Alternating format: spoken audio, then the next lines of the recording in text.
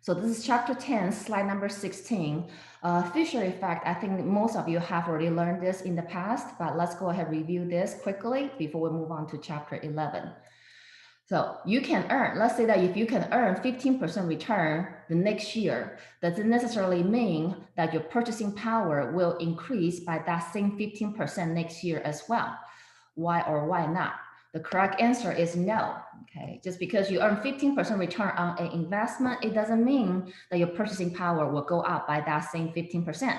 Because in the real world, we have inflation. Okay, we have inflation, which reduces our purchasing power. Okay, so for example, if our inflation is roughly, let's say 10%, 3%, then that means that, well, even though I earn 15% return on an investment, but inflation will reduce my purchasing power by roughly 3%. So my purchasing power will actually go up by roughly only 12%. Okay, but that's just approximation, because when we look at, well, let's look at the relationship between these three variables. We have nominal rate of return, we have real return, and inflation. Okay, so what is the actual or the exact relationship between these three variables? So what we did earlier was that, well, if you earn 15% return, that 15% return that you earn on the investment is called the nominal return. Okay, nominal rate of return is the rate of return that you earn on an investment. So if I invest in Coca-Cola stock and in a year I earn 15% return, that is my nominal rate of return. But that is not my actual purchasing power. It doesn't mean that my purchasing power actually changes or increases by 15%, because the purchasing power is measured by your real rate of return, which is notated by the little r. Okay. So our purchasing power, which, well, I guess I have to start a new sentence. Okay, purchasing power is measured by the real rate of return, okay, notated by the little r. So the big R is notation for nominal rate of return, which is the rate of return that you earn on the investment, okay. So the relationship between these three variables is not a simple relationship, okay. Your nominal rate of return, that's the approximation relationship. Nominal rate of return equals to the real rate of return plus inflation. But the exact relationship between these variables, they have compounded relationship. Okay, compounded relationship. So let me delete this so we have space here. So how do you compound anything? Let me get my marker.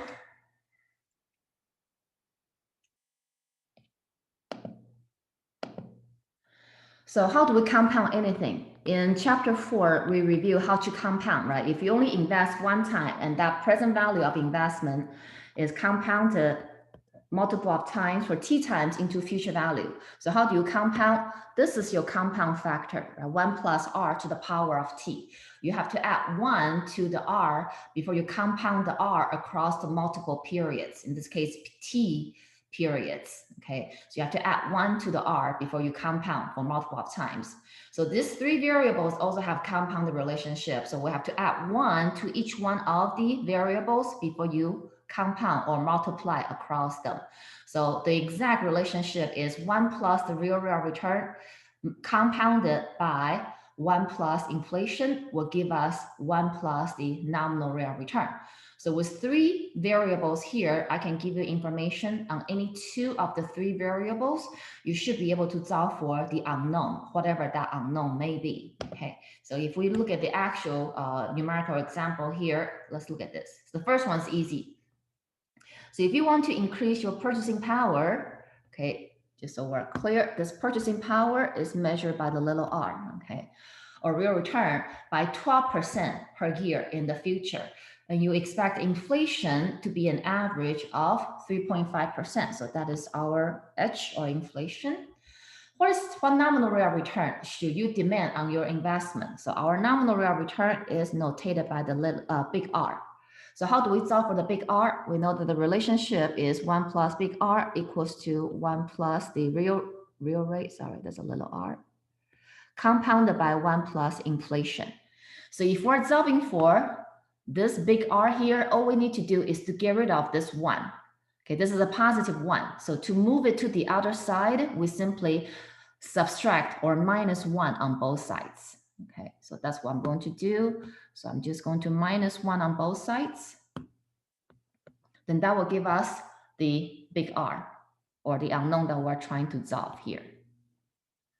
Okay, so plugging in the numbers, the little r purchasing power is 12%, so 1.12 multiplied by 1 plus h is 3.5%, so 1.035. Then we have to minus 1. So the big R should be equal to 15.92%. Oops.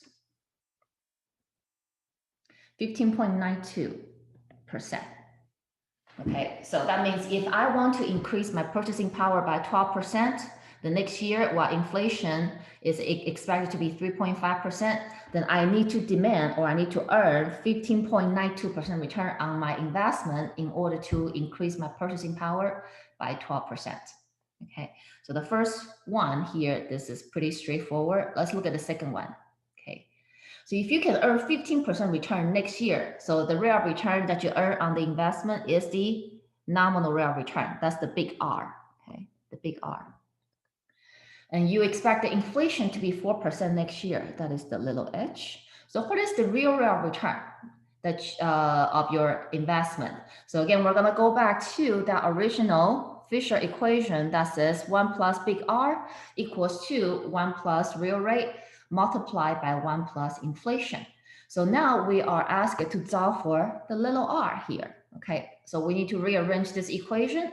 So what we need to do is, first of all, get rid of this term, the 1 plus h. To do that, we'll divide both sides by that. Okay, so we'll have now 1 plus the big R divided by 1 plus inflation equals to 1 plus the real rate, or little r. So now to move the positive 1 to the other side, we simply minus 1 on both sides. So we're going to end up with this minus 1 equals the little r.